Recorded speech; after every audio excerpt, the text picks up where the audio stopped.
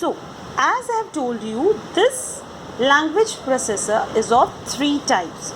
So, when the second generation language, assembly language, came into existence, the language processor called assembler came into existence. The work of this assembler was to convert the assembly language program into machine language program. So it was a bridge between the instructions given by the user in the assembly language and the output given by the machine in the machine language. So it converted the instructions from assembly language to machine language and the output from machine language to the assembly language. So next type of language processor which came into existence was interpreter. The work of the interpreter was the same.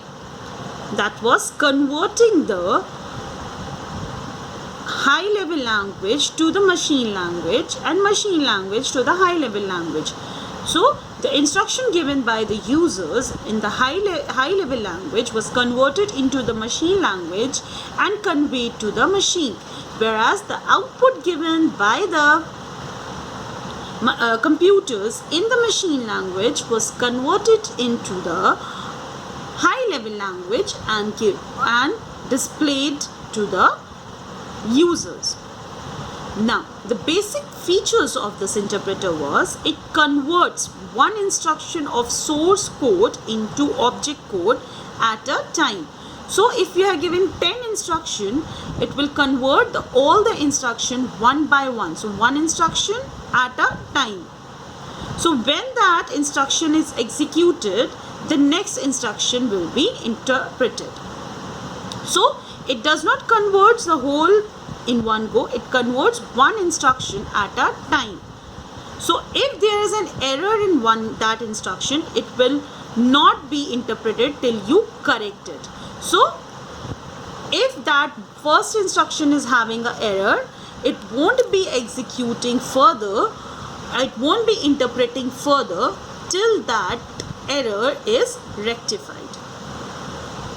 So, because it was converting one by one instruction at a time, it was a very time taking.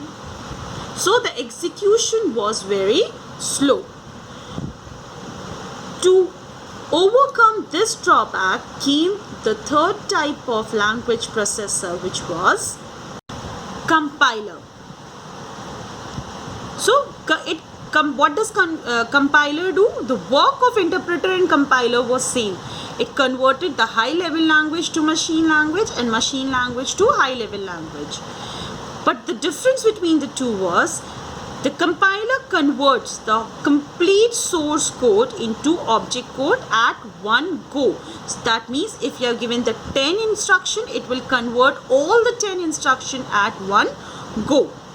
The process was called compiling.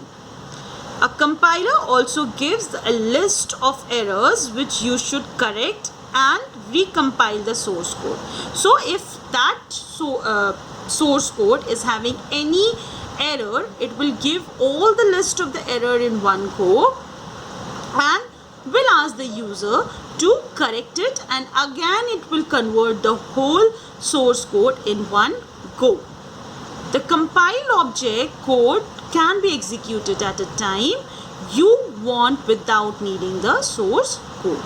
So, because it has converted the whole program at once, the whole set of instruction at one go, so whenever the user wants, it can execute the program. So, because it used to convert the whole program in one go, this compiler, the execution was far more better and faster than the interpreter. So, the compiling process was faster to execute as compared to interpreter.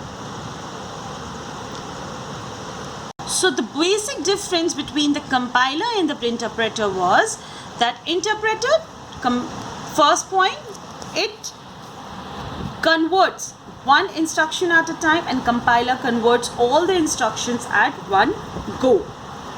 Second, interpreter gave the list one by one, tells the user the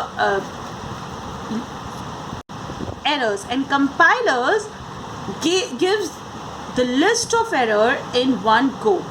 That is why the execution speed of interpreter was slow than compared to compiler.